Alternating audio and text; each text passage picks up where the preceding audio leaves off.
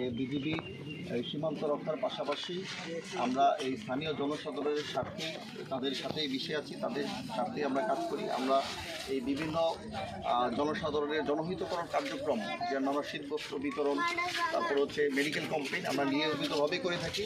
আজকে আমরা এখানে দরিদ্র যারা জেলে ছিল, যারা যেহেতু একটু মাছ ধরা তাদের একটু সীমাবদ্ধতা ছিল, সেই সীমাবদ্ধতার প্রেক্ষিতে আমাদের একটা দায়বদ্ধতা থেকেই আমরা ব্যাটালিয়নের নিজস্ব পর্যায়ে তাদেরকে আমরা এই 125 জন, এখন 128 জন আসছে, 130 জনের মতো জনবলকে আমরা 5 কেজি চাল, তেল, দেন হচ্ছে চিড়া, মুড়ি, এই খাদ্য সামগ্রী সহায়তা প্রদান করেছি। আমাদের এই সাহায্য করার মানে প্রক্রিয়া এটা অন্যান্য বিউপিতে আমরা চালু করব, শুধুমাত্র আজকে এটা দিয়ে শুরু করলাম। ইনশাল্লাহ এটা আমাদের অব্যাহত থাকবে। আপনারা বিজিবিকে উৎসাহ দিবেন যেন বিজিবির এই যে তারা প্রতিনিয়ত চ্যালেঞ্জের সাথে কাজ করছে, তারা যেন তাদের মনোবল যেন না হারায়, তারা যেন আরও উচ্চ মনোবল নিয়ে আপনাদের সকলের সেবায় তারা যেন আরও উত্তরোত্তর তারা উন্নতি করতে পারে এবং তারা যেন আরও ভালো করতে পারে, সেই দোয়া আপনাদের কাছে কামনা করি। যেহেতু আজকে আপনারা সবাই আসছেন, শুধু আরেকটা কথাই বলবো যে এই এলাকায় আপনারা জানেন একটা মাদক প্রবণ এলাকা, এটা শুধুমাত্র বিজিবির একার পক্ষে এটা আসলে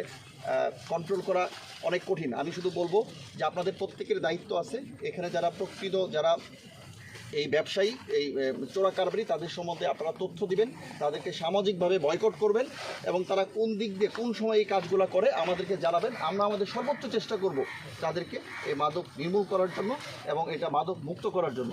আপনাদের সকলকে ধন্যবাদ।